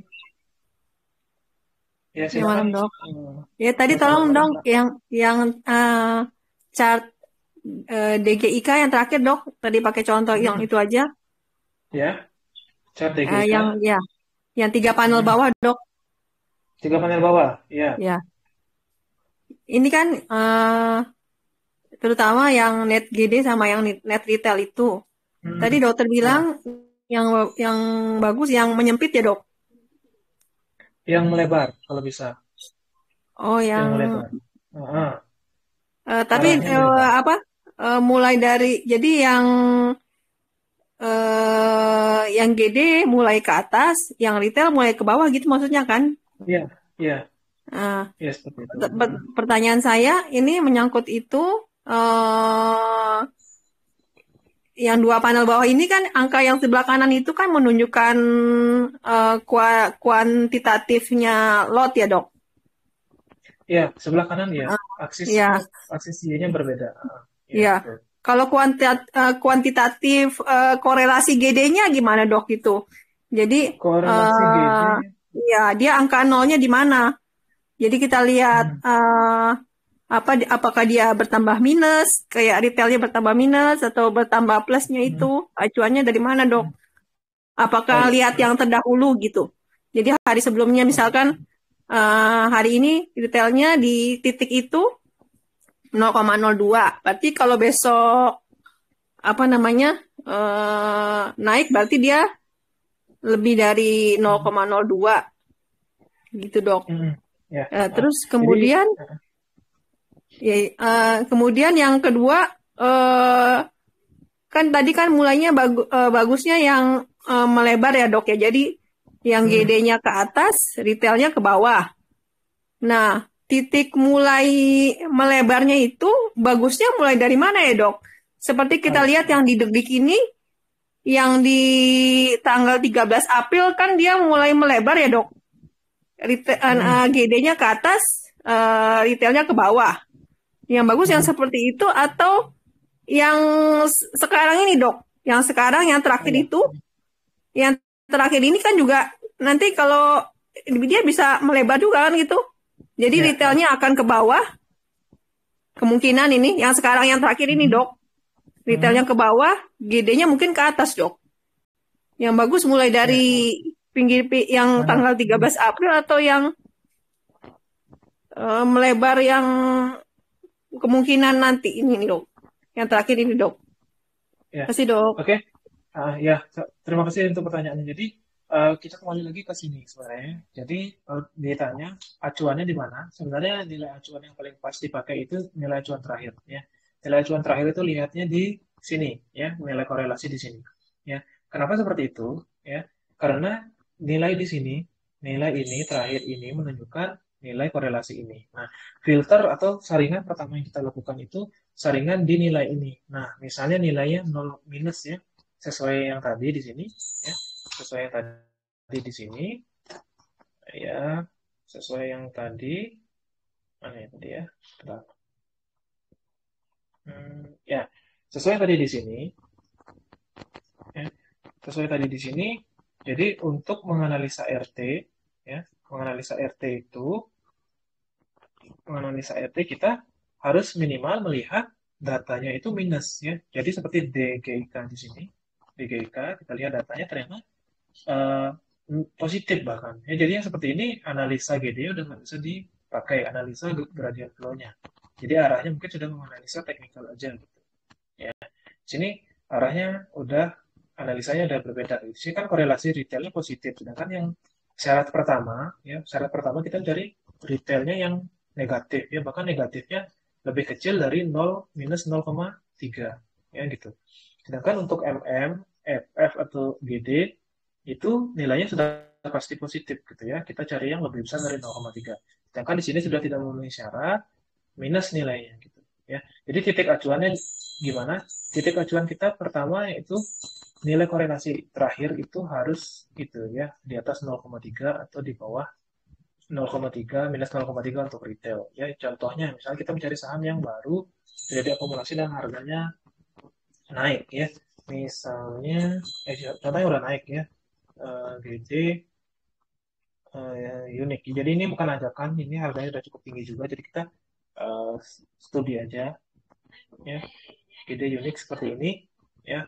Contohnya seperti ini. Ya, ini kan 0,69 ya, udah mulai flat gitu ya, cenderung sudah mulai menyempit nanti pada saat terjadi markup ya, pada saat terjadi markup, fase markup, kemungkinan dia akan menyempit seperti ini ya. Pada saat terjadi distribusi nanti melebar lagi. Jadi yang bagus itu ya, yang bagus itu misalnya kita melihat ini kenaikan ini, ya, kenaikan pertama ini ternyata langsung naik seperti itu ya. Ada akumulasi besar, harga juga naik ya. Setelah itu kita lihat nilainya juga. Di sini nilainya 0,69 ya. Di titik ini nilainya 0,69. Kemungkinan di sini lebih lagi ya. Bisa 0,7, lebih dari 0,7 yang jelas ya, bisa 0,8 gitu. Ya. Setelah itu artinya ini oke nih. Korelasinya oke, kita bisa pakai analisa ini, gradient flow ini. Jadi kita bisa mengikuti misalnya pada saat terjadi kenaikan ya, terjadi kenaikan seperti ini, harganya turun mendekati support ya, misalnya di sini mendekati Fibonacci lagi ya. Kita lihat broker summary-nya ternyata masih ada akumulasi ya, kesempatan kita beli di area support seperti ini hanya studi kasus sudah terjadi. Nanti misalnya terjadi ada lagi saham yang seperti ini ya, kita bisa uh, mungkin mengikuti gitu ya. Jadi seperti itu ya. Titik acuannya tadi di mana? Titik acuannya nilai ini dulu. Ya minimal kita melihat nilai ini dulu. Kalau misalnya nilainya tidak memenuhi syarat yang ini, nanti ya udah di skip aja gitu. Ya, di skip aja. Jadi nggak ada nilai acuan yang pas. Misalnya di sini nolnya ya, misalnya anggaplah di bawah ini nol gitu. Nggak seperti itu ya. Jadi yang kita pakai itu nilai acuan terakhir aja gitu. Kalau misalnya nilai acuan terakhir 0, minus ya seperti itu, walaupun di atasnya dia sempat positif, di beberapa hari sebelumnya sempat positif, artinya memang di hari tersebut korelasinya bagus, di hari sekarang korelasinya sudah jelek gitu ya. Artinya korelasi jelek, ya udah mungkin seperti kasus DGI itu ya. Misalnya contoh lain di saham TRIS ya, di sini korelasinya juga turun. Ya, korelasi seperti ini awalnya korelasinya bagus ya karena mengikuti pada saat terjadi akumulasi harga naik ya pada saat terjadi distribusi ini ada penurunan di sini harganya turun gitu ya. Nanti naik lagi pada saat akumulasi, nanti pada saat distribusi di sini turun lagi gitu. Jadi korelasinya di sini besar. Ya, sedangkan di sini besar ya. Sedangkan korelasi terakhir di sini minus gitu. Artinya apa? Di sini kita nggak bisa pakai uh, broker flow ini ya. Broker flow ini, gradient flow ini kita nggak bisa pakai metode ini. Jadi hati-hati. Nah, gimana misalnya pada saat misalnya minggu ini harganya naik disertai dengan akumulasi yang sama besarnya gitu ya, harga naik tapi disertai akumulasinya sama besarnya, nanti korelasi GD ini dia akan menukik ke atas ya, dan korelasi retail ini akan menukik ke bawah gitu ya, melebar gitu ya. Pada saat misalnya korelasinya dari minus 0,2, nanti pada saat terjadi kenaikan dan flow-nya akumulasinya juga semakin kuat ya, misalnya contohnya di sini dia naik gini ya, naik terus, nanti harga juga mengikuti, korelasinya semakin kuat. Nah, di situ mungkin kita bisa mengikuti gitu ya. Kemungkinan memang dalam waktu cepat dinaikkan lagi gitu ya. Teman-teman perhatikan di sini. Ya. Perhatikan di sini, ya korelasi di sini sudah mulai menurun di area ini, sudah mulai menurun. Memang artinya pada saat terjadi akumulasi harga nggak kemana-mana gitu ya. Biasanya seperti ini, kalau misalnya korelasi menurun, malah cenderung harganya sideways seperti itu. Ya, walaupun misalnya di sini korelasinya tinggi, ya korelasi tinggi, tapi kita bisa mengambil kesempatan di sini ya, karena market makernya atau bandarnya aktif, itu transaksi, jadi kita bisa mengambil peluang dari kenaikan dan penurunan harga sahamnya seperti itu. Ya, kalau korelasi sudah kayak ini, misalnya menggunakan gradient flow seperti ini, ya kurang bagus seperti itu. Ya, jadi untuk nilai korelasi, yang pertama kita pakai itu nilai korelasi terakhir. Kita lihat di sini, nilai korelasi terakhir, baru kita nanti tentukan bisa nggak dipakai gradient flow ini gitu. Ya, kalau misalnya gradient flow-nya eh, korelasinya negatif gitu ya udah kita pakai metode lain aja, misalnya pakai broker summary ya. Teman-teman bisa cek juga kok, misalnya lihat status ya, status start gnet, berapa ya, gnet 5 eh, tris gitu. Ini kan melihat status kan, status kita melihat status saham tris. Jadi gini ya, gradient flow dipengaruhi oleh metode MM. Oke ya. Korelasi gnet terhadap perubahan harga korelasi negatif lemah gitu ya. Jadi ada keterangannya di sini ya. Bila korelasi metode Genet menunjukkan hasil negatif atau korelasi lemah, maka metode Genet tidak dapat digunakan. Ya. Konfirmasi dengan cek broker summary perintah BR atau status MPNet. Ya, jadi kita udah dikasih arahan di sini, analisa apa yang harus kita pakai, sedangkan ini korelasinya negatif. Ya, jadi arahan kita disuruh cek BR-nya. Ya, kita cek BR5 seperti apa? Ya, cek BR5 ternyata ada akumulasi ya, akumulasi sedang ya, dari detailnya penjualan besar gitu ya. Di sini dengan broker top bayarnya satunya itu kakak. Nah, kita cek BR satunya seperti apa gitu. Kita terus cek misalnya ya, kita cek BR 10-nya seperti apa gitu ya. Boleh seperti itu analisanya. Karena metode gradient flow nggak bisa digunakan di sini gitu. Ya, di sini ternyata akumulasi kuat, penjualan kuat ya, seperti itu. Akumulasi seperti ini. Ya. Nah, misalnya pada minggu ini gitu ya, misalnya ya, hanya berandai-andai ya, terjadi akumulasi dan harga naik misalnya tembus 230 ya, akumulasi besar, naikkan harganya juga tinggi, nanti otomatis korelasinya pasti semakin membaik lagi gitu. Ya, ini contoh juga untuk saham-saham yang distribusi besar ya, distribusi besar nilai korelasinya juga meningkat. Itu hati-hati. Contohnya, misalnya kita cari saham yang 1 minggu terakhir distribusi ya, kita menggunakan metode MM aja. mnet5.xlmin. xlmin value-nya kita cari yang lebih dari 1 miliar. Ambil contoh aja. Ya, contohnya WIM ya, yang gede-gede 3 min, yang merah-merah. Ya, contohnya seperti ini. Sorry, ini chart BD. GD WIM.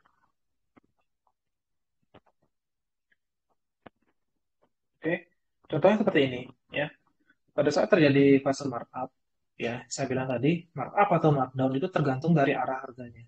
Ya, ini ya. Markup itu ditunjukkan dengan nilai korelasi yang menyempit antara GD dan retail ya. Teman-teman perhatikan di sini mulai menyempit di sini. Sekarang kita lihat arah harganya ya.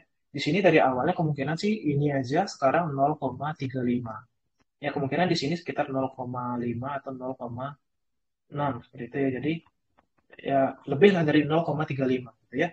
Sini sudah mulai menyempit, artinya kemungkinan ada markup atau markdown tergantung harganya. Ya dari awalnya bagus gitu ya, lebih dari 0,5 sekarang menurun. Ya, teman-teman perhatikan ini di fase ini ternyata terjadi markup gitu. Ya, secara statistik itu ternyata markup di fase ini. Ya, terlihat ada distribusi, arah flow-nya menurun, ada distribusi, tapi harganya mulai naik ya. Seperti itu. Mulai naik artinya apa? Mulai terjadi markup di sini.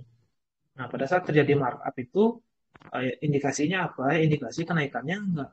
Ya, kalau misalnya menggunakan statistik di sini, kenaikannya itu enggak seterusnya gitu ya. Ya, dari awalnya korelasinya bagus, tiba-tiba sekarang korelasinya menurun gitu. Ya, kecuali memang dari awal korelasinya negatif terus gitu. Kalau dari awal korelasinya negatif terus, memang metode ini enggak, dari awal nggak ada hubungan yang nggak berpengaruh terhadap pergerakan harga gitu ya. Jadi kita lihat dari awalnya bagus, tiba-tiba sekarang menyempit gitu. Kita lihat ternyata ada markup gitu ya. Nah, sekarang ternyata menguat lagi gitu. Pada saat terjadi distribusi, ya, terjadi distribusi dan harga turun, itu kan korelasi yang meningkat ya. Terjadi distribusi, harga juga turun. Korelasi meningkat, nanti otomatis dia melebar lagi. Yang seperti ini udah dihindari dulu. Dihindari dulu sampai nanti masuk fase akumulasi lagi gitu. Yang misalnya masuk fase akumulasi, minimal nanti seperti ini ya, candle chartnya seperti ini, mulai masuk fase akumulasi nanti seperti ini lagi dia, arah flow-nya mulai naik lagi gitu ya, arah flow-nya mulai naik lagi gitu, fase akumulasi ya. Ini udah masuk fase distribusi dari sini, markup-nya di sini, nanti di wilayah yang seperti ini udah hindari dulu gitu. Ya, jadi kenaikan korelasi dan penurunan korelasi itu tergantung dari arah harganya dan juga arah distribusi gradient flow-nya, akumulasi atau distribusi seperti itu ya. Jadi pada saat distribusi pun bisa kok naik korelasinya gitu, seperti itu ya. Oke, itu untuk korelasi. Kita lanjut ke bedah kasus INPS. Coba kita lihat ya. Kita jadwalnya sampai jam 10 aja ya. Jam 10 kita ya. Masih ada setengah jam lagi. INPS. Ini karena kita membahas gini, kita coba cek INPS. Kasus INPS ya, akumulasi volume 50.000 lot terakhir. Netnya korelasinya sudah meningkat dari awal sekarang 0,75. Ya, ini akumulasi dot 1 2 3 sebenarnya udah mulai ya. Di sini kelihatan ada akumulasi walaupun kecil ya, kemungkinan sih kecil. Jadi nggak terdeteksi kalau misalnya kita coba baca broksum yang biasa gitu. Jadi kita cek dulu misalnya bedah kasus ya, TR5 akumulasi sedang, BR1. Kita cek BR1 dulu, BNI, covernya NI. Karena dia kemungkinan pegang ini hampir 70%. Net volume NI. Net volumenya ya. Dengan average NI itu 187, kalau average totalnya 182. Ya. Jadi, oke. Nah, jadi yang seperti ini, apalagi netnya cuma berapa ya? Netnya 200 juta seperti ini ya. Misalnya kita anggap NI di sini sendiri gitu ya. 200 juta, kemungkinan sih kalau misalnya besok ini kenaikannya cukup tinggi, mendekati di awal market mungkin 5 menit awal itu kenaikannya cukup tinggi, ya udah nggak usah dikejar gitu. Ya karena apa? Biasanya ya udah karena istilahnya volume yang dipegang itu kecil, ya volume yang dipegang kecil seperti ini, ya nanti bisa aja besok jualannya juga mudah gitu ya. Jadi 187 penutupan di 193, nanti kalau misalnya dibawa ke 230 udah mulai distribusi di situ, udah mulai cuan gitu ya NI. Jadi kalau besok misalnya naiknya cukup tinggi di awal market, ya udah nggak usah dikejar gitu sih. Kalau saya ini karena nilai ininya kecil sekali, ininya kecil sekali ya itu. Mungkin cari yang akumulasi distribusi, akumulasinya ya, buy lot-nya cukup besar atau buy value-nya cukup besar ya dibandingkan dengan bid offer gitu misalnya, ya lebih bagus cari yang seperti itu. Misalnya ini kita lihat rata-rata eh, bid offer dari INPS sebelumnya, ya walaupun bid offer kecil juga tapi kan bisa dimanipulasi ya, nanti biar retail besok atau 2 hari lagi pada berani juga ikut ngebid gitu, jadi bisa dimanipulasi. Jadi ya udah, kalau saya melihat buy value yang segini biasanya saya hindari, kecuali misalnya mainnya kecil-kecil aja, misalnya main 500.000 gitu ya, atau main 1 juta gitu kan nggak terasa ya. Kalau misalnya NI punya 200 gitu, kalau kita belinya cuma 500.000 atau misalnya beli cuma 1 juta, jadi kan kita sopan maksudnya gitu ya. Misalnya besok belinya langsung 20 juta, 30 juta, sedangkan movernya punya segini gitu, ya namanya ngejarah gitu. Apalagi misalnya masuknya sekali 50 juta, besok pasti langsung diturunin harganya gitu. Ya, jadi hati-hati di sini, hati-hati aja. Kalau misalnya main pun receh gitu ya. Oke, ya, itu contoh kasusnya.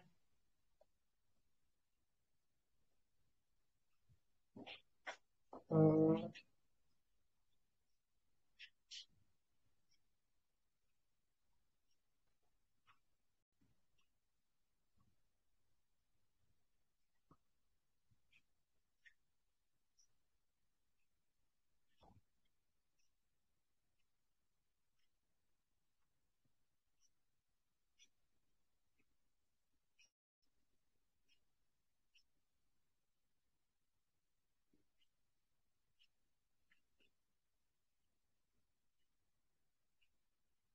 CMPP,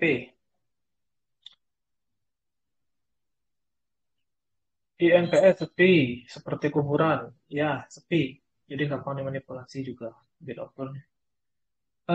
CMPP ini apa? Eresia. Eh, ini kayak sepi juga deh. Coba kita cek dulu. Cukup sepi ya, kayak gini cukup sepi. Jadi kemungkinan sih mainnya agak panjang kalau seperti ini. Kita cek BR berapa nih? Dari awal fase ini deh, BR 35 ya. Seperti yang kemarin saya jelaskan, 10 hari candle ini ya. Jaraknya 10 candle, jadi 1, 2, 3, 35. BR 35, BR 35, CMPP.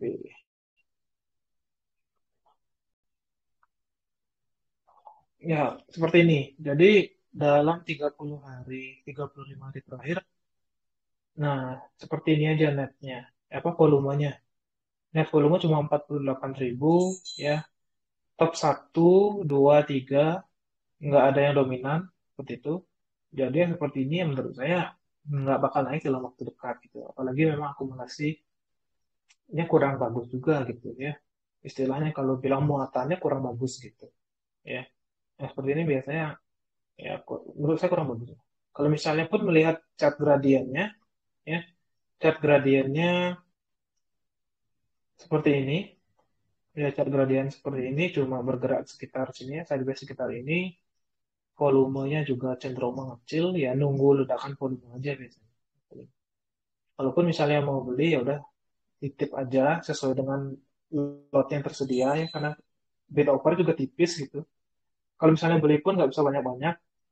eh Bidnya terakhir 139, offernya 143, jadi nggak terlalu liquid. Ya udah nunggu ledakan volume aja sampai ada broker yang mau apa, spekulan yang mau goreng mungkin gitu ya. Nunggu itu aja sih kalau yang seperti itu untuk CNPP. Hmm, dari ini pertanyaan lagi, jika broker biru dominan sudah top net buyer lebih dari 50%. Potensi markup-nya lebih kecil alias tidak sustain kah gitu. Top buyer, markup top buyer ya. Biasanya seperti itu. Biasanya ya. Biasanya seperti itu.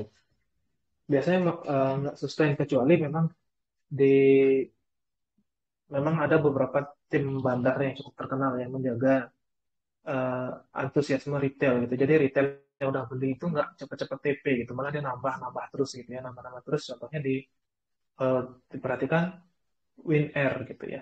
WINR itu cukup apa ya di awal pas distribusi itu bahkan pada saat awal IPO udah distribusi terus sampai harganya ada berjilid-jilid itu beda cerita lagi ya gitu ya. Bandar itu tergantung bandarnya lagi gitu. Tapi kebanyakan kalau misalnya top 10 buyer sudah retail ya 50% volume gitu ya. Apalagi cukup besar ya distribusi besar atau markup dengan status pembelian retailnya besar ya seperti itu biasanya nggak sustain gitu biasanya.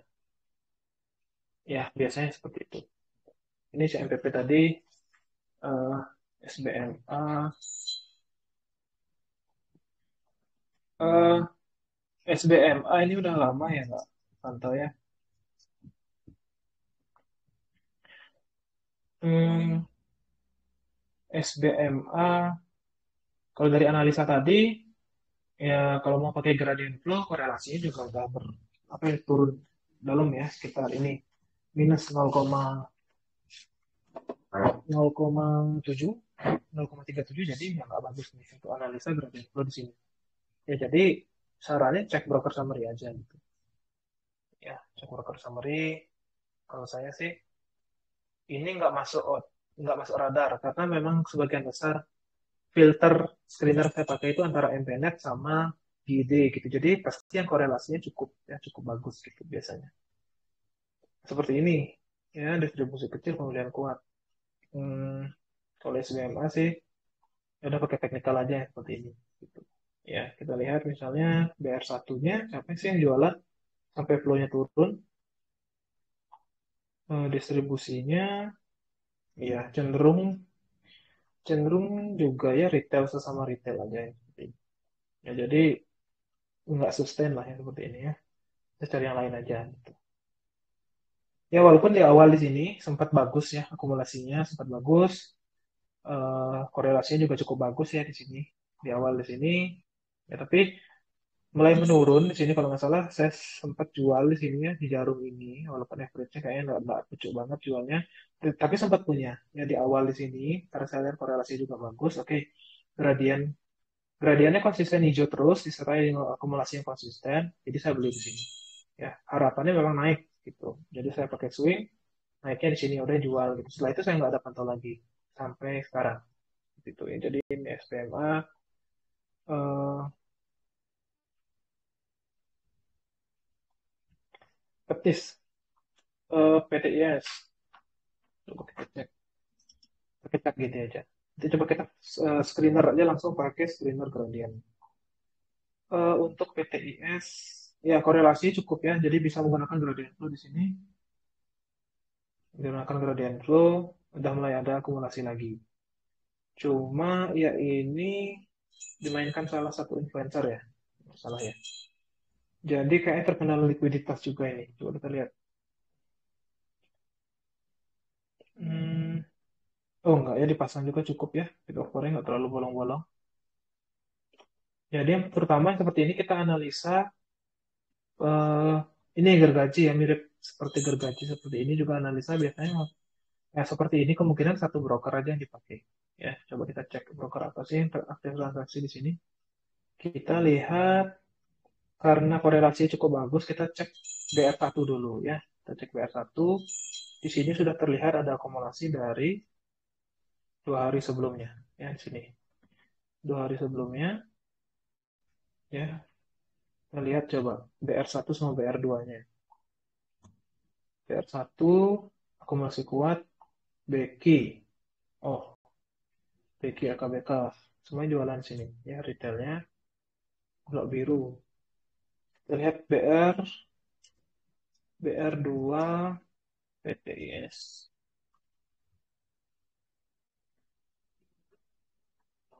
Beki juga. Ya, jadi coba kita cek untuk ini chart broker flow CB-nya. Kita lihat Becky ini. Gimana sih pola transaksinya dia?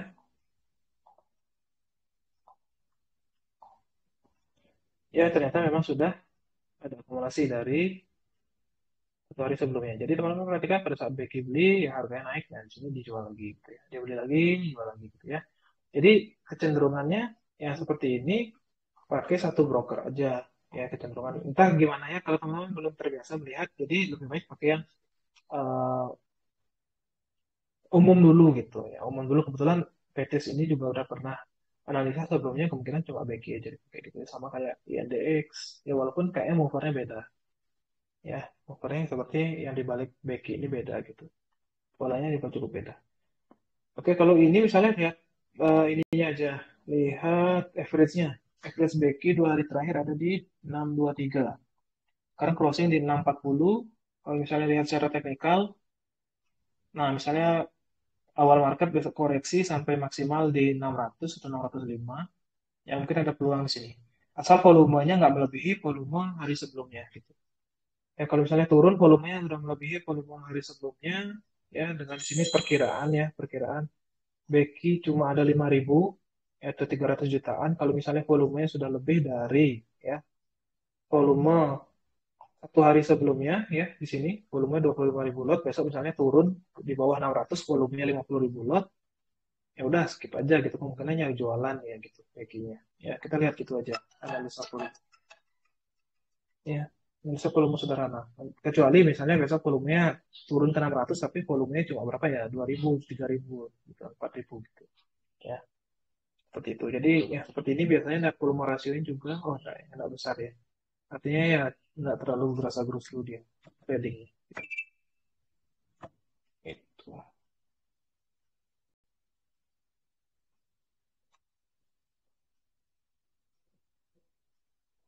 Ya, jadi gitu untuk betis. Jadi lihat aja average-nya sama perkiraan back ini punya berapa lot ya. Ya 5.000 ya, sekitar per 2 hari 7.000. Jadi kalau udah volumenya berkali-kali lipat dari net volumenya Becky ini ya udah kita berkali-kali lipat ya terus itu harganya turun ya udah kita hindari aja untuk PTIS ini chart hariannya yang Becky ya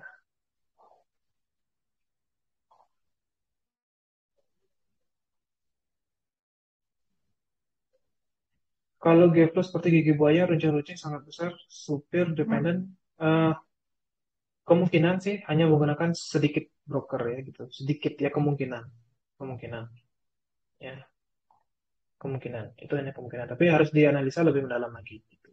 Analisa lebih mendalam lagi. Ya, request recordnya ada nanti. Saya request, saya send nanti recording. Hmm, Smil. Tadi contoh TF kecil, MM-nya mengecil. Yang tadi ya, coba kita lihat. Smil. Eh, ini tadi apa? NTBK. Smil, MM-nya mengecil. Ini karena masih chart MM ya, belum gradient flow. Jadi ya udah chart MM ini untuk TF H1 karena masih beta chart ini belum lengkap juga. Jadi di sini seharusnya ada semil H1 gitu ya, MM H1. Ini contohnya kita melihat pergerakan eh, banner flow itu dengan chart TF H1 gitu ya. Jadi kita lihat di sini seperti ini ya. Biasanya semakin mengecil time frame itu bakal semakin terlihat seperti gerigi seperti ini. Ya karena wajar ya, semakin kecil time frame pasti semakin terlihat detail transaksinya, akumulasi distribusi semakin terlihat kecil gitu. Dan semakin terlihat detail ya, semakin terlihat jelas ya. Di sini terlihat bahkan di sini pun sudah terlihat ada distribusi ya di fase ini distribusi ya distribusi walaupun naik tuh naik lagi turun lebih dalam naik lagi turun lebih dalam ya di sini ternyata memang harganya diturunkan. Nah yang kita tunggu sekarang kondisinya ya kita lihat juga korelasinya kan 0,5 ya korelasi cukup bagus. Retailnya juga minus 0,4 ya jadi yang kita tunggu sekarang nanti arahnya ini naik gitu. Tapi kan pada saat live trading kita nggak bisa ngecek data ini, gimana dong gitu. Jadi yang kita cek jelas dari broker summary-nya. Jadi yang kita bisa cek broker summary misalnya BR berapa ini ya. Ini kan udah mulai ada akumulasi di sini terlihatnya, udah mulai naik ya. Ini juga udah mulai naik ya. Pas juga di sini ada eh, support ya. Kita anggap di sini support Fibonacci aja deh, kita pakai yang gampangnya support di Fibo 78 ya gitu. Jadi kalau misalnya besok gitu, besok kita lihat volume daily-nya deh. Volume daily di G MM ini kita pakai namanya MM semil gitu. Kita lihat ya, ini untuk daily-nya seperti ini. Ada sedikit anomali ya. Oke. Ini volumenya 1,6 juta lot. Nah, misalnya ya besok sebelum penutupan ternyata volumenya juga lebih kecil dari ini ya. Misalnya volume sebelum penutupan ya 15 menit atau 10 menit sebelum penutupan cuma 1 juta lot ya. Ya, cuma 1 juta lot harganya juga turun gitu. Harganya juga turun mendekati Fibonacci-nya ini ya kemungkinan ada peluang gitu ya. Tapi lihat juga pola candle seperti apa. Nah, misalnya pagi-pagi ya ini kan kemarin kalau salah saya perhatikan ini juga karena memang ada cukup ada yang sesuatu yang menarik lah di sini gitu. Eh, Pagi-pagi diturunkan secara paksa gitu, turunkan paksa mulai dinaikkan pelan-pelan lagi gitu ya. Mulai dinaikkan pelan-pelan lagi gitu.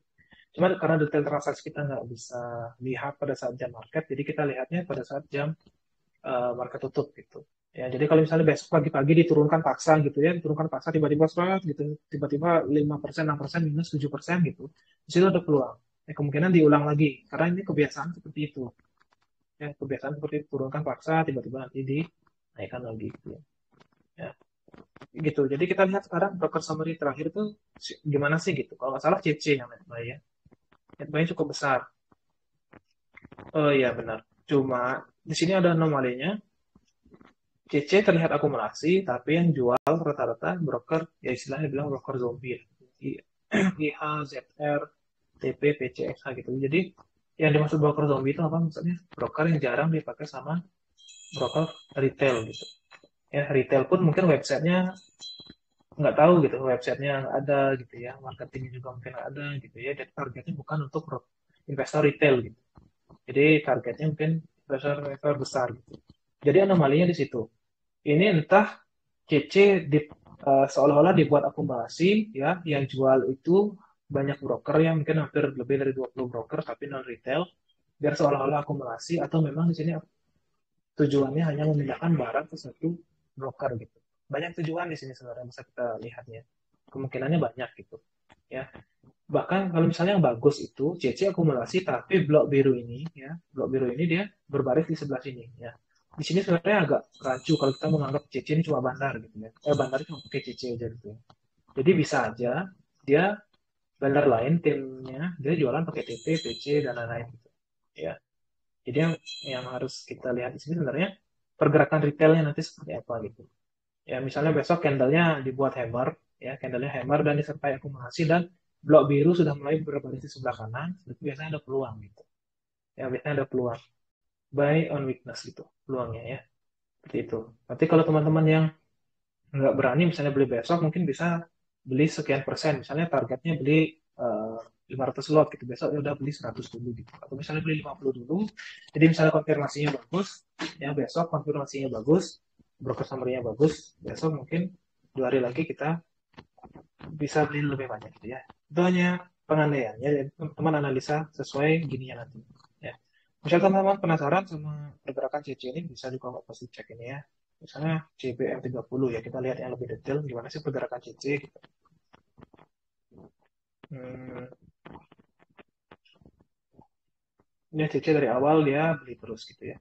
Dan di sini juga dilihat pergerakan turunnya memang dimotori sama CC ya. Dimotori ya teman-teman perhatikan ini ya karena ini kan nggak ada data korelasinya.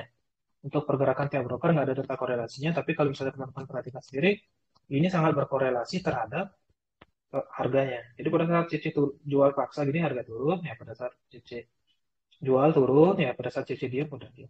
Kemungkinan ya kemungkinan ini hanya asumsi saya. CC yang digunakan sebagai movernya, sedangkan broker-broker zombie tadi itu digunakan sebagai pada saat harga turun digunakan sebagai yang masang bid gitu. Ya, pada saat harga naik digunakan untuk memasang offer. Kemungkinannya itu asumsi saya saja. Karena memang korelasi CC yang cukup kuat di sini. Memang perhatikan. Nah, sedangkan di sini korelasi CC udah mulai net buy lagi, ya, sedangkan harga turunnya. Yang di sini kita perlu perhatikan, ya tetap broker ininya, broker yang lain yang saya bilang zombie tadi itu ya. Kita bisa cek yang top 5 deh, seperti yang saya jelaskan kemarin. Kita lihat IH, ya, kita lihat IH seperti ini transaksinya, pola transaksinya ya, ada seperti kupu-kupu kayak gini ya, merah hijaunya gini ya, kemungkinan dipakai sama tim bandarnya ini juga ya, merah hijau ya. Kalau misalnya broker retail wajar lah seperti ini, ada merahnya, ada hijaunya. Ya kalau misalnya broker yang nggak dipakai retail seperti ini, kok dia bisa aktif transaksi? Kemungkinan memang dipakai sama tim bandarnya gitu ya. Kita lihat ZR juga sama, sama polanya. Jadi di satu waktu dia melakukan transaksi beli dan transaksi jual. Tujuannya memang untuk meramaikan volume pasti ya. Karena ini kan saham baru IPO, jadi biar istilahnya volumenya terlihat bagus gitu. Nanti pada saat mereka memang mau jualan ke retail, dan pada saat itu memang terlihat track record volumenya bagus ya, volumenya cukup cukup besar terus, nanti di situ kita percaya, ya udah ini volumenya cukup besar, kita beli gitu ya. Belinya pun pasti banyak. Itu bedakan sama misalnya yang bid offernya kecil, volumenya kecil gitu kan biasanya retail pasti takut beli banyak. Itu tujuannya sebenarnya. Ya, kita lihat EP juga. EP ini mungkin 50-50 ya. Ada retailnya juga, ada juga market maker yang kayak ini. Gitu. Eh, ya, hampir sama polanya, ya. Hampir sama seperti ini. Oke, kita lihat deh.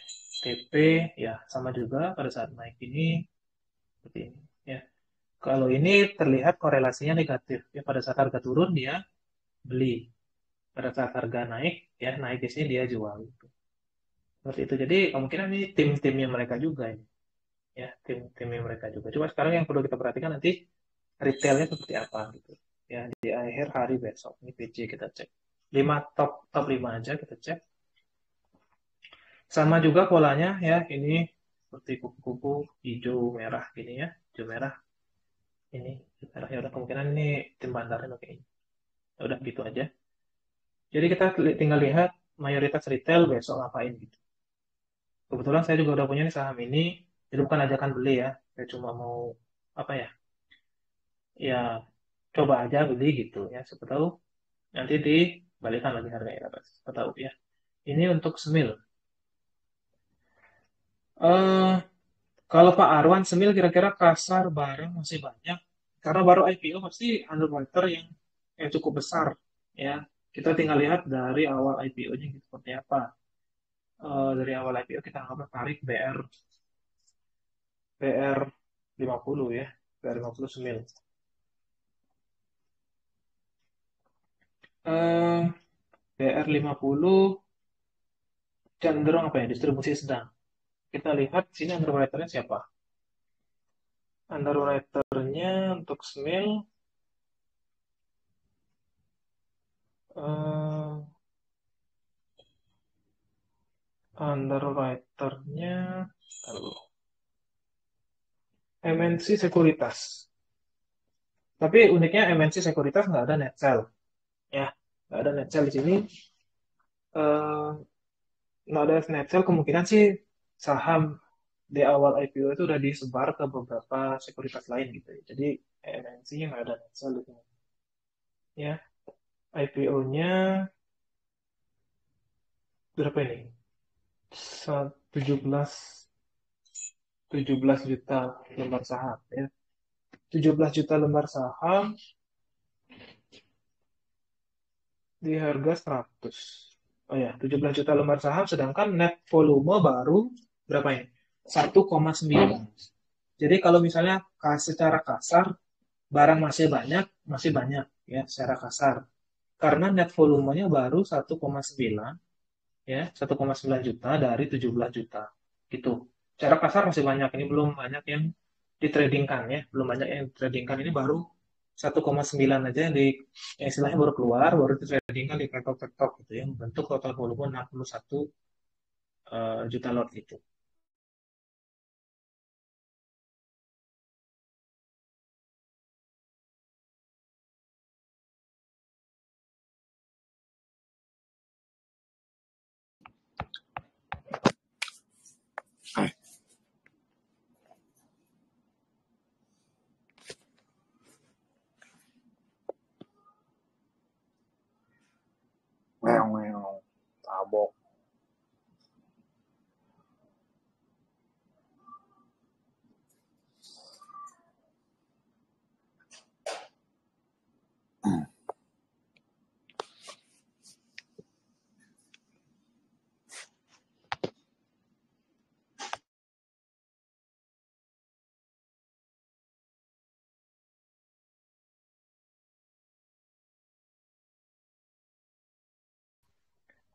Oke, ini masalah koneksi internet ya. Jadi, coba saya share screen lagi sebentar. Mumpung ini masih merekam. Oke, share screen.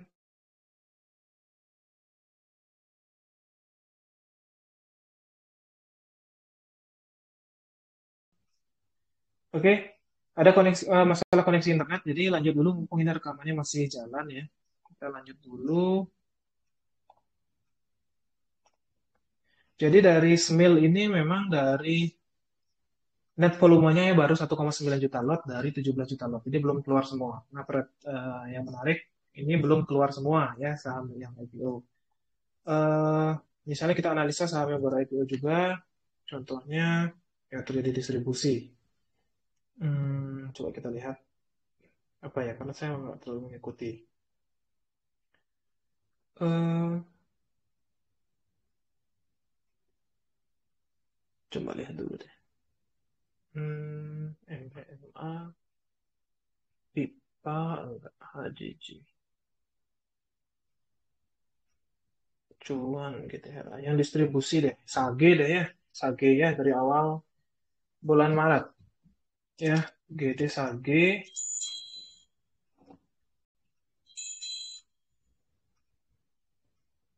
Sage harganya udah 50. Ya ini timnya kayaknya sama seperti BSBK. Timnya sama juga seperti WinR, sama juga seperti Kabag. Ya, kita lihat dari awal IPO. Ini kan IPO-nya berapa? Berapa lembar saham? 16. 16 juta. 16 juta lembar saham, kita cek sekarang ini BR berapa ya? BR 1, 2, 3, 4, 5, 6. Ujungnya BR 80 lah ya. BR 100 kita pakai lewatin aja angkanya. BR 100 Sage. Ya, BR 100 Sage net volume sudah hampir 11 juta lot dari 16 gitu. Jadi saham yang udah benar-benar keluar ya sekitar itu ya sekitar 11 juta lot gitu. Jadi bedanya tadi sama antara Sage dan Smil itu bedanya pertama dari net volumenya masih jauh lebih kecil ya dibandingkan jumlah saham ya jumlah saham IPO-nya gitu ya. Jadi di sini udah 11 juta lot dan bedanya juga kalau di Smil itu broker retailnya masih masih tersebar gitu ya, belum rata kiri gitu. Kalau ini udah rata kiri. Kalau biasanya rata kiri seperti ini memang udah berhasil IPO-nya gitu. Jadi udah berhasil jual ke publik sahamnya gitu ya. Perkiraan penjualan ya, perkiraan jualannya ya dari net volume ini gitu. Perkiraannya seperti itu ya. Atau misalnya melihat ini perkiraan jualan dari net retailnya sekitar segini. Tapi kan kemungkinan di Sage ini ya yang saya lihat juga sih, yang saya analisa juga sempat dia pakai hampir semua broker ini sebenarnya. Retail juga dipakai, ya zombie juga dipakai hampir semua. Hampir semua. Jadi benar-benar tersembunyi di sini pergerakan bandarnya gitu. Ya tapi memang ada beberapa broker yang dipakai sebagai movernya. Ini contohnya SHFS, PG itu biasanya. Ya, di BSBK pun seperti itu. SH kalau nggak salah PG itu dominan gitu. Ya, ini kayaknya salah satu juga yang apa ya timnya ini juga yang naikkan NICL ya, kalau nggak salah ya. Kalau nggak salah ya, polanya sama soalnya. Tapi syukurnya NICL kan dijaga terus gitu. Jadi ini contohnya yang IPO ya, IPO-nya berhasil distribusi, net volumenya juga besar mendekati IPO shares-nya berapa, bedanya sama Semil ini belum ya, bahkan masih jauh, baru sekitar 10% lah ya dari total IPO shares-nya gitu. Seperti itu ya bedanya. Jadi kemungkinan masih ada di Semil ini masih ada ya proyek-proyek selanjutnya gitu. Entah nanti gimana gitu ya. Kemungkinan ini belum selesai nih untuk Semil. Eh, Oke, oke 5 menit lagi. Saham-saham yang hancur itu kepemilikan masyarakatnya 45% di screener bisa nggak dicari yang kepemilikannya rendah, bisa Pak, coba di ringkasan custom screener itu nanti ada pilihan kepemilikan gitu. Nanti ada kepemilikan gitu ya, nanti bisa dicari contohnya ini show KP kepemilikan domestik ID lebih besar dari berapa? 80% ya. Ini kepemilikan domestik ya, kepemilikan lokal individual lebih dari 80%. Itu bisa. Ini contohnya ada saham-sahamnya gitu ya, bisa dicari. Eh, Kalau PSHPG mulai di kanan tanda bahaya, bukan tanda bahaya Pak. Ini tandanya sudah tanda distribusi ya. Tanda distribusinya cukup besar gitu. Ini juga keterangan kan distribusi kuat. Sama retailnya pembelian kuat gitu. Jadi ya udah, bukan berarti tanda bahaya, tanda distribusi gitu. Udah istilahnya gampangnya, bannernya udah berhasil jualan ke retail gitu. Ya, dia berhasil IPO, berhasil menjual sahamnya ke retail.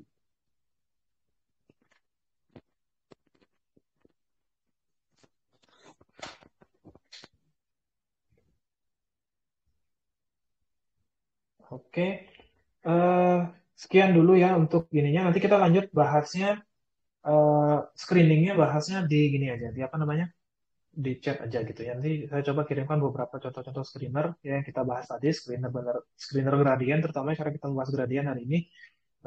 Saya kirim itu. Nanti untuk selanjutnya kita bahas-bahas tentang banarmologi lagi ya, dengan bot terutama. Oke, sekian untuk malam hari ini. Terima kasih untuk teman-teman yang sudah menyempatkan ya, hampir 2 jam. Jadi nanti rekamannya saya kirim. Semoga memberikan manfaat untuk teman-teman semua. Ya, nanti untuk botnya akan terus dikembangkan sesuai dengan, yang pertama sesuai dengan kritik dan saran teman-teman ya. Selanjutnya juga ada pengembangan bot sesuai dengan timeline yang sudah saya buat gitu ya. Jadi semoga semakin bermanfaat botnya. Semoga teman-teman nanti screeningnya semakin gampang. Sekian ya. Selamat malam.